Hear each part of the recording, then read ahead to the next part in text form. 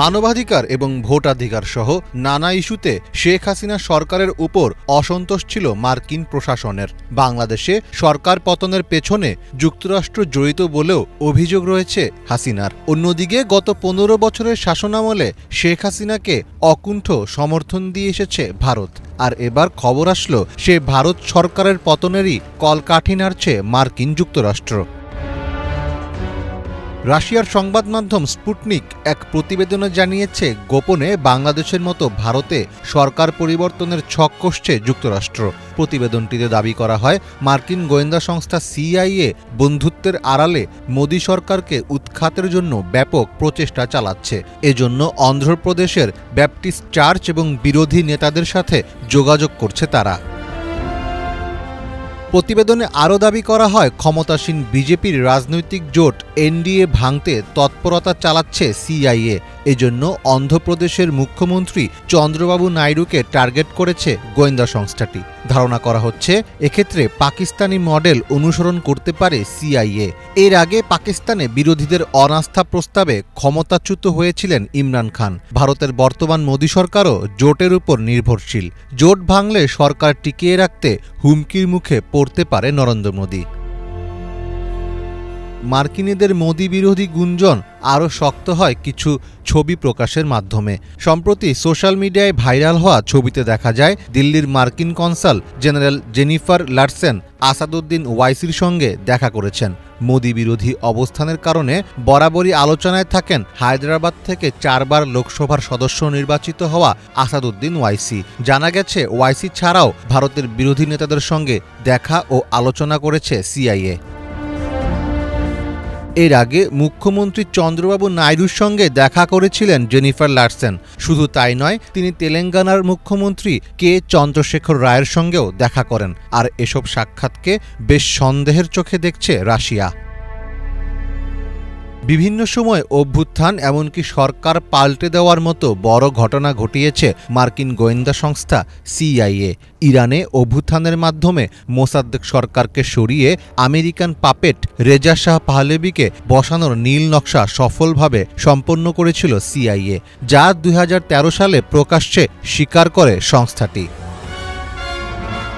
এছাড়া Afghanistan, Vietnam, chilli এমনকি রাশিয়াতেও সরকার পরিবর্তনে সরাসরি মদত দেওয়ার নজির দেখিয়েছে CIA। তাই বাংলাদেশে ক্ষমতার পট পরিবর্তনে CIA-এর সম্পৃক্ততার গুঞ্জন মোটেও অমূলক নয়। তবে ভারতে বিরোধী দলগুলোর সাথে সমন্বয় করে মোদী সরকারের বিরুদ্ধে CIA ও আমেরিকা কতদূর যেতে পারবে তা হয়তো সময়ই বলে দেবে।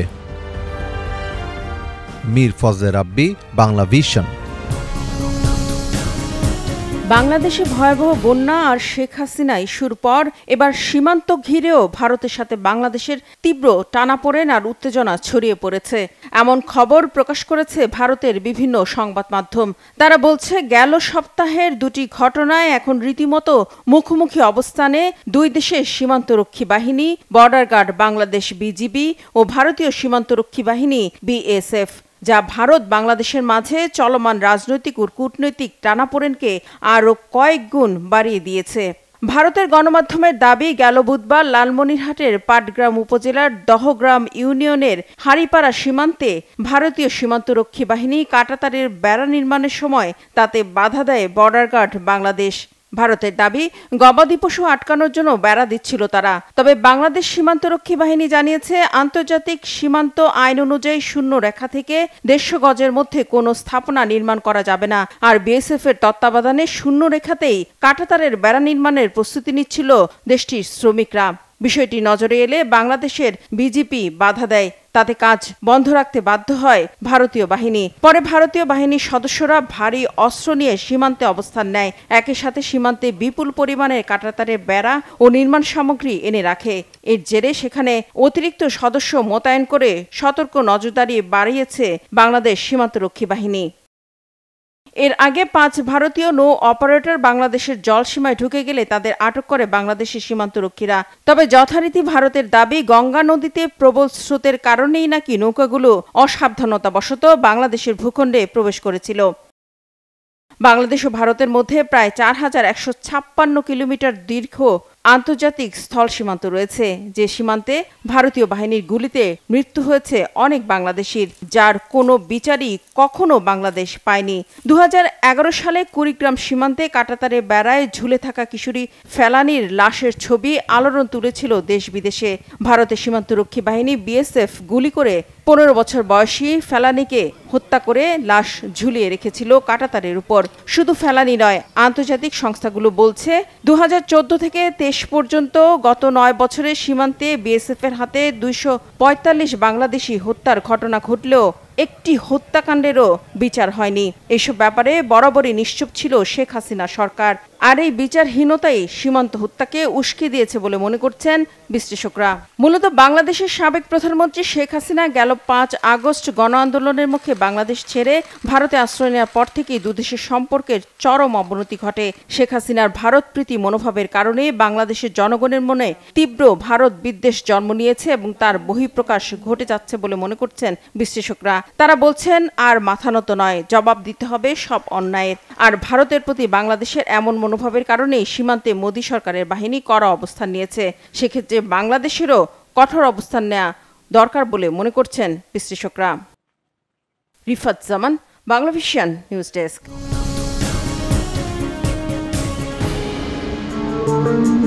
নগদ লাভের আশায় একের পর এক অভিন্ন নদীতে পানির দখল নিচ্ছে প্রতিবেশী রাষ্ট্র ভারত।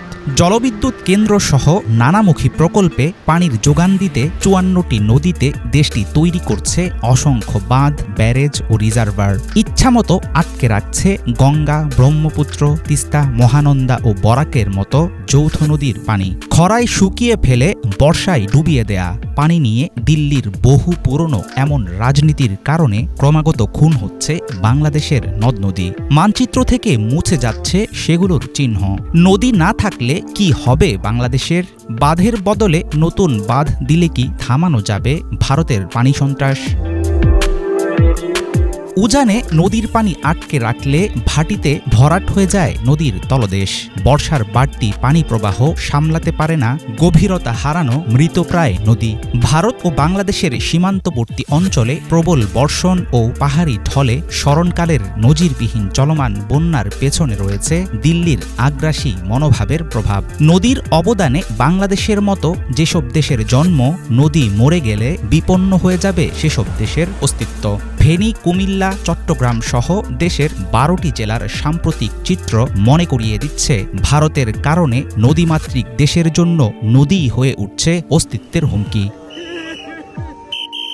1975 সালে 41 দিনের জন্য পরীক্ষামূলকভাবে ভারত চালু করেছিল মরণবাঁধ ফারাক্কা। চাঁপাইনবাবগঞ্জ জেলার পশ্চিম সীমান্ত থেকে প্রায় 18 কিলোমিটার উজানে গঙ্গা নদীর উপর এই বাঁধ তৈরির পেছনে ছিল কলকাতা বন্দর বাঁচানোর অজুহাত। সাময়িক সময়ের জন্য চালানোর কথা বললেও আজ পর্যন্ত ফারাক্কা বন্ধ করেনি ভারত। এই বাঁধের প্রভাবে বাংলাদেশের মানচিত্র থেকে মুছে গেছে প্রায় 20টির বেশি নদী। একেবারেই নাজুক আরও 100টির অবস্থা। শুকিয়ে চর পড়েছে পদ্মায়। ক্ষতিগ্রস্ত হচ্ছে উত্তরবঙ্গের বিস্তীর্ণ এলাকার কৃষি ব্যবস্থা। ফারাক্কার কারণে হুমকির মুখে আছে বাংলাদেশের অমূল্য সম্পদ সুন্দরবনও। তিস্তা নদীতে গজলডোবা বাঁধ দিয়ে একতরফা পানি প্রত্যাহার করে নিচ্ছে ভারত। এর কারণে গ্রীষ্মকালে পানির অভাবে খাঁ খাঁ করে বিশাল অঞ্চল। 10 ভাগেরও নিচে নেমে এসেছে তিস্তার জলপ্রবাহ। ফারাক্কা ও গজলডোবা ছাড়াও ফুলবাড়িতে মহানন্দা নদীর উপর বাঁধ, যশোরে কোদলা নদীর উপর বাঁধ, মনু নদীতে নলকাথা বাঁধ, খোয়াই নদীর উপর চাকমাঘাট বাঁধ, গোমতী নদীর উপর মহারানী, মুহুরী নদীর উপর ডুম্বুর বাঁধ সহ ভারত নিয়ন্ত্রণ করছে অসংখ্য ড্যামের কার্যক্রম। বন্যা নিয়ন্ত্রণ, বিদ্যুৎ উৎপাদন সহ নানা কারণে দেশটির নদ নদীগুলোতে দেয়া বাঁধের সংখ্যা 5000-এর বেশি। দুই দেশের মধ্য দিয়ে প্রবাহিত নদীগুলোতে ভারতের বেআইনি বাঁধ নির্মাণ, আন্তঃনদী সংযোগ প্রকল্পের মতো ভয়াবহ বিভিন্ন পদক্ষেপে মরুভূমি হওয়ার পথে এগুচ্ছে বাংলাদেশ। এবারের বিধ্বংসী বন্যার কারণে আলোচনায় আসছে নদী নিয়ে দিল্লির সুদূর প্রসারী চক্রান্তের নানা দিক। ভাটার দিকেই নামবে নদীর পানি। সে কারণে বাংলাদেশ সীমান্তে দ্বিতীয় ফারাক্কা কিংবা অন্য কোনো বাঁধ দিয়ে ঠেকানো যাবে না উজানের ঢল। আলোচনার টেবিল হোক কিংবা আদালতের কাঠগড়া, ভারতের পানি সন্ত্রাসের বিরুদ্ধে গড়ে তুলতে হবে দীর্ঘমেয়াদী প্রতিরোধ। হাফিজুল ইসলাম, বাংলা ভিশন। অপরাধের অবাধ বিস্তারের অভিযোগে গ্রেপ্তার হলেন জনপ্রিয় মেসেজিং অ্যাপ টেলিগ্রামের প্রধান নির্বাহী পাভেল দুরভ। রাশিয়ার এ ধনকুবেরকে সম্প্রতি প্যারিসের লো বোরগেট বিমানবন্দরের সামনে থেকে গ্রেফতার করা হয়েছে। রাশিয়া, ইউক্রেন এবং সাবেক সোভিয়েত ইউনিয়নভুক্ত দেশগুলোতে টেলিগ্রাম ব্যাপক জনপ্রিয়। এছাড়া রাশিয়া ও ইউক্রেন যুদ্ধে মস্কো এবং কিয়েভের নেতারা এটি ব্যাপক হারে ব্যবহার করেছেন। কিছু বিশ্লেষক একে ভার্চুয়াল যুদ্ধক্ষেত্র হিসেবে অভিহিত করেছেন। পাভেল দুরভ 2013 সালে টেলিগ্রাম প্রতিষ্ঠা করেন। শোনা যায় রাশিয়া, সংযুক্ত আরব আমিরাত ও ফ্রান্স সহ আরও কয়েকটি দেশের নাগরিকত্ব রয়েছে তার। রাশিয়া, ইউক্রেন ও সাবেক সোভিয়েত ইউনিয়নের অন্যান্য দেশে টেলিগ্রাম বেশ জনপ্রিয়। বিশ্বের অন্যান্য দেশেও এর জনপ্রিয়তা বাড়ছে।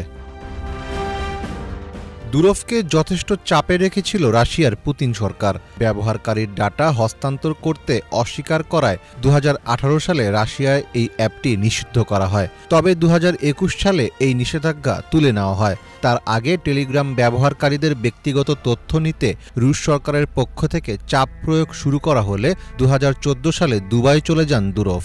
এরপর সেখান থেকেই অ্যাপটির কার্যক্রম পরিচালিত হয়ে আসছে।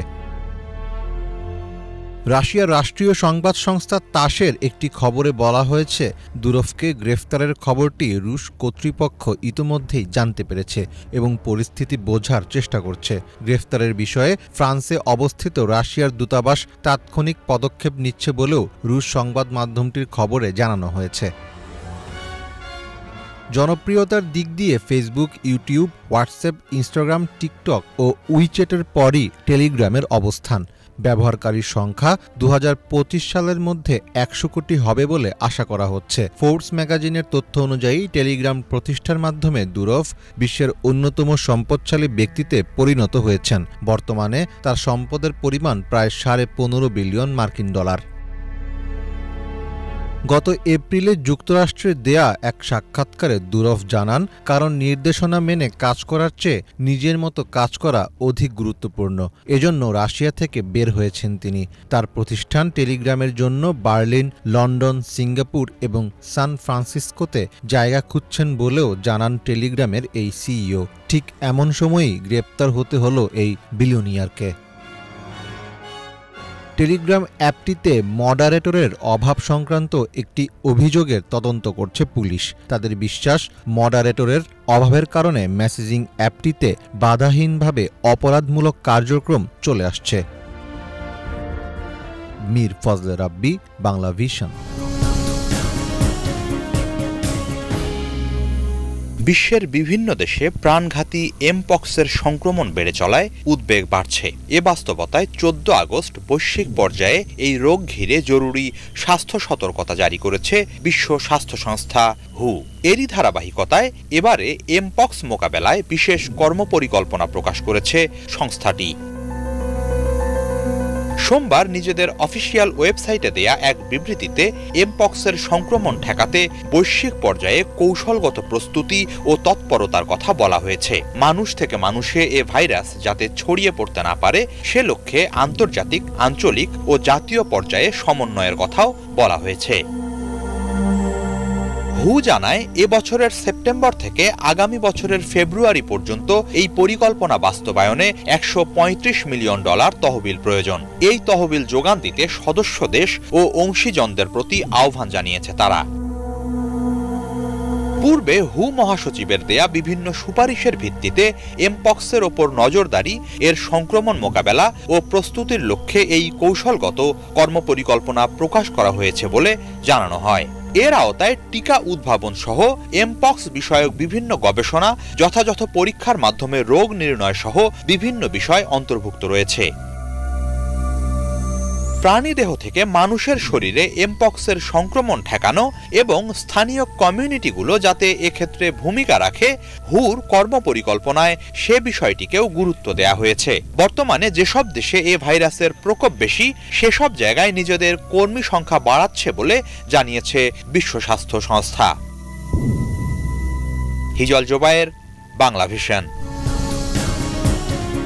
পাকিস্তানে সম্প্রতি সন্ত্রাসী হামলার ঘটনা উদ্বেগজনক হারে বাড়ছে। রবিবার রাতে ও সোমবার সকালেও দেশটির দক্ষিণ পশ্চিমাঞ্চলের বেলুচিস্তান প্রদেশে সন্ত্রাসী হামলায় অন্তত 23 জনের মৃত্যু হয়েছে।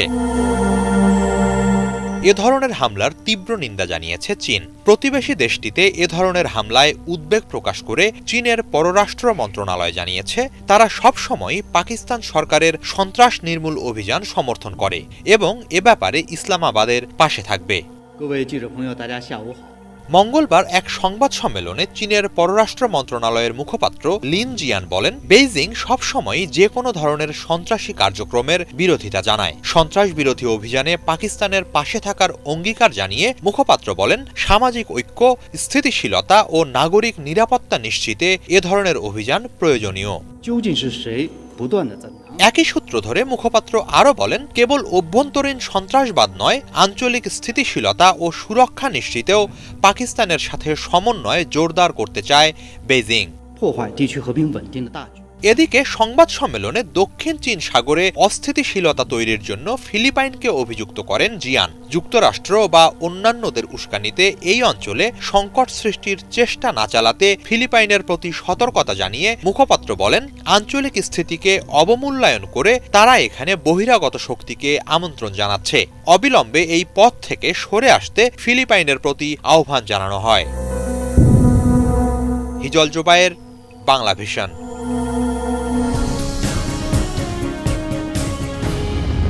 গেল কয়েক দশকে এমন শক্তিশালী ঘূর্ণিঝড় দেখেনি জাপান। ঘন্টায় 252 কিলোমিটার বেগে ভোরে ঘূর্ণিঝড় শানশান আঘাত হানে জাপানের দক্ষিণাঞ্চলীয় কিউশু দ্বীপে।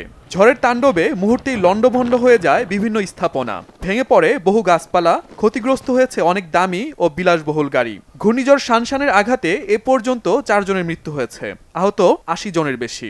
বিদ্যুতের খুঁটি উপড়ে পড়ায় বিদ্যুৎহীন জাপানের 2,37,000 ঘরবাড়ি। সবচেয়ে ভয়াবহ অবস্থা দেশটির দক্ষিণাঞ্চলের। 50 লাখের বেশি অধিবাসীকে ওই অঞ্চল থেকে সরিয়ে নেওয়া হয়েছে। শক্তিশালী এই ঘূর্ণিঝড়ের প্রভাবে জাপানের দক্ষিণাঞ্চল জুড়ে বইছে ঝোড়ো হাওয়া সহ ভারী বৃষ্টিপাত, ফলে দেখা দিয়েছে বন্যা ও ভূমিধসের শঙ্কা। বড় ধরনের ক্ষয়ক্ষতি এড়াতে জারি করা হয়েছে বিশেষ সতর্কতা। ঘূর্ণিঝড়ের কারণে দেশটির গাড়ি প্রস্তুতকারী প্রতিষ্ঠান টয়োটা তাদের 14টি ফ্যাক্টরি কার্যক্রম বন্ধ ঘোষণা করেছে। এই ঘূর্ণিঝড় খুবই ভয়ঙ্কর। এখানে প্রচুর বৃষ্টি হচ্ছে, আবহাওয়া পরিস্থিতি আরও খারাপ হচ্ছে। সামনে কি ঘটবে তা নিয়ে আমি চিন্তিত। আমি আশা করি সব দ্রুত ঠিক হয়ে যাবে। ঘূর্ণিঝড়টি ঘন ঘন তার গতিপথ পরিবর্তন করছে এবং দীর্ঘ সময় ধরে অবস্থান করছে, তাই বৃষ্টির পরিমাণ বেড়ে যাচ্ছে। এটা নিয়ে আমি উদ্বিগ্ন। এদিকে ঘূর্ণিঝড়ের কারণে বাতিল করা হয়েছে অভ্যন্তরীণ এবং আন্তর্জাতিক 700-এরও বেশি ফ্লাইট। ফলে বিপাকে পড়েছে হাজার হাজার যাত্রী। 2টি বুলেট ট্রেন সেবাও বন্ধ রাখা হয়েছে। স্থগিত শতাধিক বাস ও ফেরি চলাচল। আমি চিন্তায় আছি 2 সেপ্টেম্বর আমাদের নিউ ইয়র্কের ফ্লাইট ধরতে পারবো কিনা তা নিয়ে। এভাবে বৃষ্টি আর ঝড় হতে থাকলে এখান থেকে বের হওয়া অসম্ভব হয়ে পড়বে। ঝড় কমে আসা ছাড়া আমাদের বের হওয়ার আর কোনো উপায় নেই। এখানে অনেক দোকানপাটও বন্ধ রয়েছে। জাপান আঘাতের পর ঘূর্ণিঝড়টি কিছুটা দুর্বল হয়ে 15 কিলোমিটার গতিতে উত্তরের হনশু দ্বীপের দিকে চলে যাচ্ছে। শুক্রবার সকাল পর্যন্ত কিউশু দ্বীপে 1100 মিলিমিটার পর্যন্ত বৃষ্টিপাতের আভাস দিয়েছে জাপানের আবহাওয়া বিভাগ। Shahid Arafat, Bangla vision news desk.